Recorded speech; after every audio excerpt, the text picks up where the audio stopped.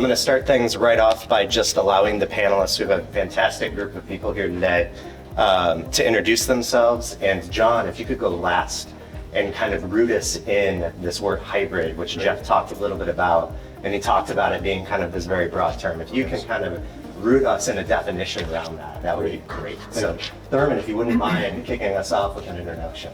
My name is Thurman Alford. I'm the Furniture Program Manager, Design Lead for the Field Operations Support section of the FBI, which is about 25,000 seats. Well, good morning. My name is Melanie Gilbert, and I am the Chief of the Facilities and Security Office at the Administrative Office of the U.S. Courts. And what that means is I, along with my team, manage all of the real estate assets and security for the federal courts across the country. Good morning, everyone. My name is Patricia Kammer. I am a design principal for Steelcase.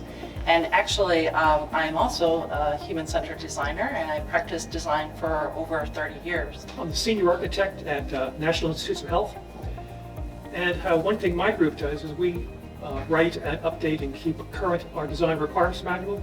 I think everybody's familiar with that, but it's a requirements manual that everyone in NIH has to follow, and also all of our grant recipients have to follow. Good morning, everybody. My name is John Hughes, and I'm a principal in Steelcase's Applied Research and Consulting team. You might say, well, what is that? It's basically an organization that's been around 22 years. We're a global capability, and we essentially partner with key Steelcase clients and their design and architectural and real estate partners and help develop transformational workplace strategies. You know, having that ability to collaborate, and also the feeling of protection in the space, because we still have the variant that's there.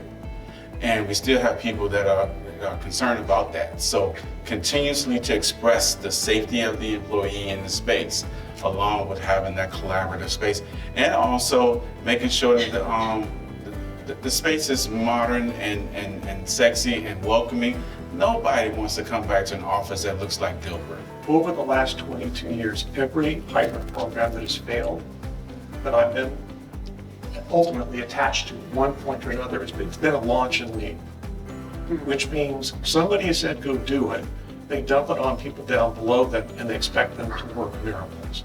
You know, we had to very, very quickly figure out how to make remote proceedings work. So, okay, telework is a piece of it, but technology, again, as you said, huge piece of this. So what does the core team usually look like in making it happen? It's the head of HR, because quite frankly, this touches your people big time. It's the head of IT, because if you can't put the technology there. We are in a period where rent is a huge piece of your fixed budget.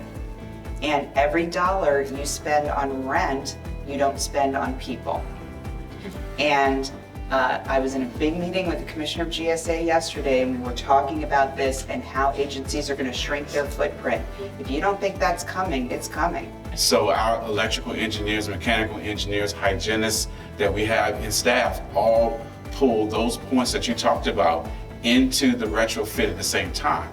So the outcome is that we have a better space because of the situation that addresses the items that you talked about.